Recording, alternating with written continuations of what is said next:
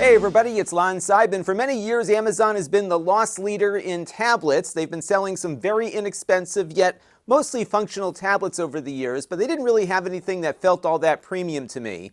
They have a new one that just came out called the Max 11 that we're going to be looking at today. And although this won't rival a more expensive iPad, it is a big bump in performance and quality over prior versions of this product. So we're going to take a closer look at this in just a second, but I do want to let you know in the interest of full disclosure that I paid for this with my own funds. All the opinions you're about to hear are my own. No one is paying for this review, nor has anyone reviewed or approved what you're about to see before it was uploaded. So let's get into it now and see what this new tablet is all about. Now the price point on this comes in at $229 to start. There are two versions of this tablet. You've got one with 64 gigabytes of storage and another with 128, but they're otherwise the same from a performance and feature standpoint. This one is the entry-level model that is subsidized by advertising. So when you turn it off and then turn it back on, what you will see here sometimes is an advertisement on the lock screen. I was getting a bunch of them earlier, but now I'm just getting the Amazon logo. But just be prepared, you will be seeing ads every time you turn the device on and off. But generally, you're not bombarded with ads while you're using the device. It's only on the lock screen, but that does allow for a lower cost of entry. You can buy this without ads for a little more money. Now, as its name suggests, this has an 11-inch display on board. It looks very nice. It is an IPS panel with really nice viewing angles. It's nice and bright. Everything is sharp and crisp, and it's got really nice color. It feels like a more premium display. The glass feels very nice on it too, although it's not laminated like you would find on a more expensive tablet. So it does pick up fingerprints pretty easily on there. It does, though, run at an odd aspect ratio, 1.67 to 1, with a 2000 by 1200 resolution. So it is a little on the wide side here, but they are orienting everything in landscape mode. So you've got your front-facing camera here dead center, and the stereo speakers are only located on this side of the device. So if you are listening to music and it's in portrait mode, your stereo will be up and down as opposed to left and right. So they're really pushing you to use it kind of in this configuration, I think. The wide display will give you some letterboxing on 16 by 9 content. Not much, but a little bit on the top and bottom. But the wide display does work pretty well for web browsing because you've got a lot of real estate here and you can fit a lot of a web page on a single screen. So there are some nice aspects to the display choice here. This has a MediaTek MT8188J processor inside. It's a significant performance boost over prior Amazon tablets, and I'll show you some examples of that in a few minutes. Additionally, it has 4 gigabytes of RAM, and again, the one we're looking at today has 64 gigabytes of onboard storage. It's not all that heavy. Without a case, it comes in at 1.08 pounds, or 490 grams. Unlike prior tablets from Amazon, this one actually has a nice metal back to it. It's got a real premium feel, more so than I've seen on other devices. So it feels really nice in the hand. Again, it feels more like a mainstream tablet as opposed to something made for the lowest cost possible. So I'm very pleased with the improvements on the overall fit and finish here. As for ports, you don't get many. So on the bottom here, you've got some POGO plugs that work with Amazon's keyboard attachment. I did not get that for this review, but they do have a keyboard that will dock into the bottom of this. There is a Microsoft 365 app, and you can also use other apps via the web browser. So you can make this into a little computer if you want. And I think its performance will allow you to do a little bit more in that orientation perhaps than prior models. Now, oddly, there's no headphone jack on this product. Usually you see those on cheaper tablets. So your only option is to use Bluetooth headphones or connect up an audio dongle to the USB-C port here at the bottom. It doesn't come with one in the box, so you'll have to buy that separately. This port is also how you charge the tablet, and it does take a really long time to charge this, about 3 or 4 hours, because it doesn't support the higher speed USB-C power delivery features you'll find on more expensive tablets. So this port is regular USB wattage here, and also it only runs at USB 2 speeds for connecting hard drives and other stuff. So it's pretty compromised, I think, from an input-output perspective, and you will need to have some wireless headphones or a dongle in order to get your standard audio features there. Now it does, though, have a fingerprint reader on board, and that is integrated into the power switch here on the side. And all you have to do is just kind of rest your finger against it, and that will wake the unit up and unlock it. But because I have the add version of this, the add doesn't go away when your fingerprint is detected, so you still have to swipe up to get the add off screen and into the device. So it is an extra step versus an iPad that lets you write in when it detects your fingerprint, but it is a lot quicker than having to type in a PIN code every time. Another thing that it doesn't do is detect which user's finger is on the fingerprint reader. So one of the things that I like about these Fire tablets is that you can have multiple users on here. I've got my whole family on board, but it won't say, oh, Melissa's finger's on there, so let me switch over to her profile. It will only unlock for the profile that's currently active. At least that's been how it's been working in my testing here. But still, nice to see that there is a fingerprint reader on the unit that does make it a little bit quicker to get inside. You also have a volume rocker switch right here. And at the bottom here is a slot for an SD card. And you can put up to 1 terabyte of additional storage on this with an SD card. So it may not be all that necessary to go to the 128 gigabyte model because the Fire devices are pretty friendly to using external storage like that. You can put apps on the external card. You can also download movies and videos for offline viewing from most of the popular services, and they will also store their video on the SD card there. So pretty expandable here, more so perhaps than some of the more expensive tablets that are out there. But remember, you're not going to have that headphone jack, so pack your dongle accordingly. Now there are 2 cameras on this device. The front one that we mentioned earlier right here in the center, and then this other one with a nice camera bump here in the back. They are both the same camera essentially, 8 megapixels each. They look okay. This is some photos I took out of the rear camera. Nothing spectacular. You're not going to get a lot of detail out of this like you would on a more expensive tablet, but it is passable. They also shoot 1080p video at 30 frames per second, but there's no stabilizer on board. So definitely hold still if you're shooting video, and you're not going to get any kind of 4K footage out of this. But the front camera, I thought, actually looked pretty nice here. So if you're going on a Zoom call or something, which this device supports, I think you're actually going to look okay on it. Just don't expect the world out of cheap cameras that you find on these very low-cost tablets, but still much better than nothing, and I think the quality has improved a bit over prior editions of the Amazon lineup of tablets. Now, Amazon says you get about 14 hours of battery life out of this, and I think you could probably get close to that mark if you keep the display brightness down and stick to basic tasks. The battery life in my testing has been quite good on this. But once you start playing games or doing things that tax the processor a little more significantly, that's when you get your battery reducing faster. But I think for the types of use cases that this tablet is designed for, media consumption, basic web browsing, I think you will get certainly a workday out of it before you have to plug it back in again. And just be prepared for that long duration charge that you'll need to get it all the way back to full. So let's take a look now and see how this thing performs. Now, if you were looking at upgrading from your existing Android tablet, you should be aware that Amazon does not support the Google Play Store on their devices. They have their own app store. And although this is running Android as its underlying operating system, it's the open source version of Android that they have modified for their use case here. So there's no Google Play Store, there's no Gmail, there's no YouTube even. You have to download their fake YouTube web wrapper here if you want to get on to YouTube. And it all works, but it doesn't feel the same. So it kind of feels like the generic version of Coca-Cola, for example. You get a sweet beverage, but it's not quite the same thing. You can put the Google Play Store on this. There's ways to do it that's not all that difficult. I might do a follow-up video with that in a few weeks. But it's not officially supported by Google or by Amazon, so it's one of those use at your own risk kind of things. But people do it all the time, and they're able to get it to work well for their purposes, but again, not officially supported. That said, you will find Amazon's versions of, for example, the Chrome browser. They call it Internet here, the Silk browser. And when we load that up, let me get out of here real quick, we can get our web browser up on screen and start browsing the web like we would on Chrome with an Android device.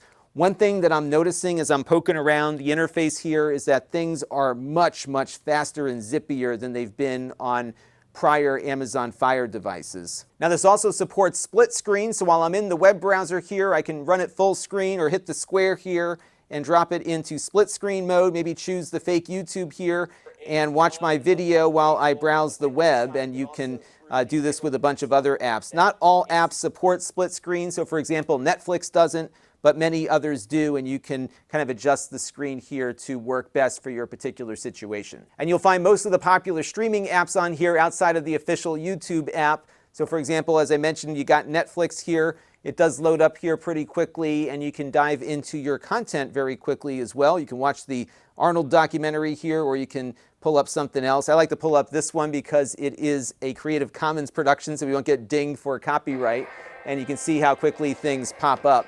The speakers aren't bad on this. They can be pretty loud. You don't get a lot of deep bass or anything out of them, but they're adequate for conferencing and just watching a movie casually. But of course, things will sound a lot better if you have headphones attached. But overall, I'm very pleased with the overall quality of the display and how fast everything works here. Now, it also has support for pens. Any USI 2.0 compatible pen will work with it. Amazon does sell one here that I picked up with it. It wasn't all that expensive, and it works okay. My only gripe with it is that there is a significant amount of latency compared to what you might experience on a Samsung or Apple tablet. So it's not going to be the best for doing artwork, but it's probably adequate enough for doing notes. It does support pressure detection, so when you push down harder, you do get a thicker line on screen here. So as you can see, when I press down a little bit here, we get a thicker line. So all in, not bad, but there are better pen options out there on the more expensive tablets. One other neat thing, though, is that it does integrate some handwriting recognition in here. So right now I've got a text field active, and if I just start writing here, it will take my text and convert it to handwriting, and it actually got Lon.TV here on the first shot. So not too bad here from the pen side of things, and a nice little feature to add on to it. And again, the nice thing is that it's a standard pen, so this will work with just about any USI 2.0 compatible device out there. So let's take a look at some games now. And I know a lot of people look at these Amazon tablets to see how well they might run Roblox and Minecraft. So let's take a look at those two things first. Roblox, I found, runs really nicely here. It doesn't get all that stuttery. Feels like a pretty smooth experience, at least browsing around one of my kids' favorite worlds to visit here. This is Cookie Swirl C's world. She's a fellow YouTuber who makes a lot more money than I do. And as you can see, it runs very, very well here, surprisingly so. We also tried out Minecraft, another popular thing to run on tablets, and this ran nicely too. In fact, my Xbox controller worked with it over Bluetooth, so that was a nice experience there. And I also found that emulation works pretty nicely too. So this is the Dolphin GameCube emulator. And although the sound was not perfect, it was able to run Wave Race here, for example, at pretty much the full frame rate. And some games will tax this a little too much, so it's not going to be like this for every GameCube or PS2 game, but I think you'll get a decent amount of emulation out of this, even for more advanced kinds of consoles like you might find in the 90s. So I think the PlayStation 1 is going to do well here, some GameCube games, some PS2 games. Overall, much, much better than prior versions of Amazon's tablet. I did, though, have to sideload this app from the Dolphin website. Sideloading apps isn't all that difficult here. You can download them and just click to install them, so you don't necessarily have to go through the whole Google Play thing to get apps installed directly on it. But all in, I was very, very impressed with its performance. Let's take a look at a benchmark and see how it stacks up with others. And that benchmark is the 3D Mark Wildlife Test, and there we got a score of 1,061, and that compares very favorably to a dedicated Android gaming device called the Logitech G that we looked at not all that long ago. So I think from a gaming perspective, it's good, especially for the library of games that are out there for this thing. It'll run those games quite nicely, better than many of the other Amazon tablets that have come before this one. So Roblox, Minecraft, all those sorts of things I think will do very well. Just note, though, that the entry-level iPad is significantly more powerful. So check out the Apple A12 on the 8th generation iPad. This one's actually a couple of years old already, and that came in at a score about 5 times what we got out of this tablet. So if you want much better performance for Roblox, especially for maybe some of the more complex worlds that your kids might be downloading, the iPad is better for that. But the iPad is also more expensive, and you can get, I think, a lot of value out of this lower cost device, especially for casual games. Now, it does have a Wi-Fi 6 radio on board, but I found the bandwidth to be a bit constrained. It typically maxes out around 400 megabits per second or so. There are other benefits to Wi-Fi 6 beyond bandwidth. It does handle a larger volume of users better than prior versions of Wi-Fi, for example. So it's not a total bust, but you're not going to download things on this as quickly as you might on an iPad. And it also does a pretty nice job of game streaming. A little bit earlier, we connected up to the Amazon Luna service. And one of the games that I can play this month as part of my Prime subscription is Batman Arkham Knight, which I hadn't played before. And it played great. It was just running perfectly over my Wi-Fi here with the game controller. So I think if you are subscribed to a game streaming service, you should be able to get good results out of this tablet, provided you've got a decent Wi-Fi connection in the house like I do. So all in, a pretty nice little gaming device for playing games locally, emulating games, and streaming them. Now, one of the neat features of the Amazon tablets is that they can double as an Echo device, and there's two ways to get at that functionality. One way is to pull down the menu here and put this in show mode, and this will essentially convert your tablet into an Echo Show. It'll have an always-on display here that will have some news along with your weather. And then, of course, you can issue the Amazon A-word commands and have it do stuff for you. That can include operating light bulbs and other parts of your smart home. It could also include getting weather reports and that sort of thing. And because this is running with a display, you'll get a visual response in addition to the voice also saying the same thing. But this is not as practical on this tablet because it doesn't have wireless charging. So some of the other Amazon tablets had a special wireless charging case that when you docked it, it would automatically turn into an Echo Show, and then when you took it off, it would switch back to tablet mode. This one you've got to kind of do on a manual basis. And it's also difficult because you have to keep it plugged in all the time.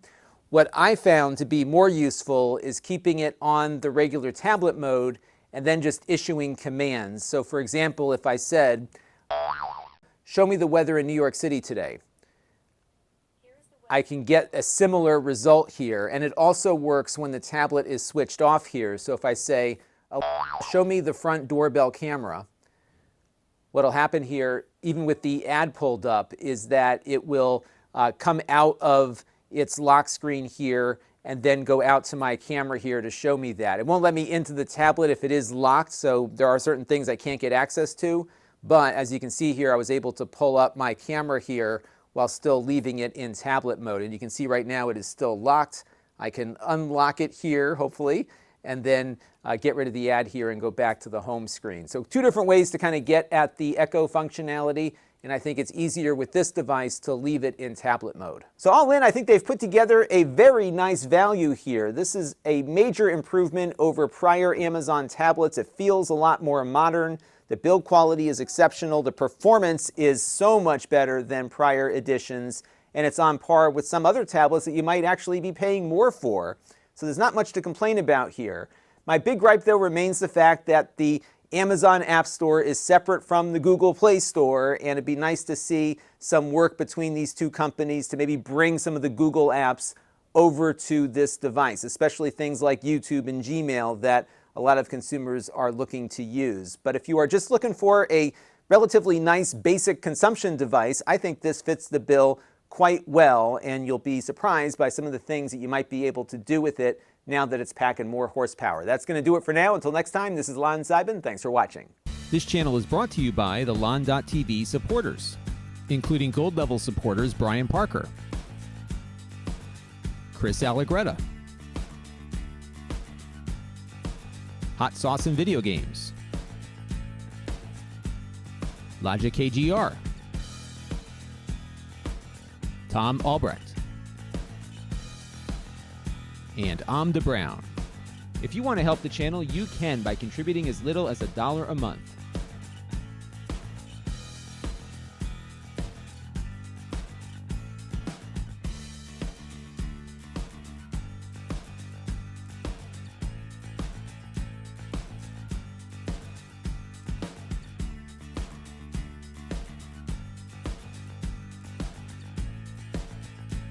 Head over to lon.tv/support to learn more.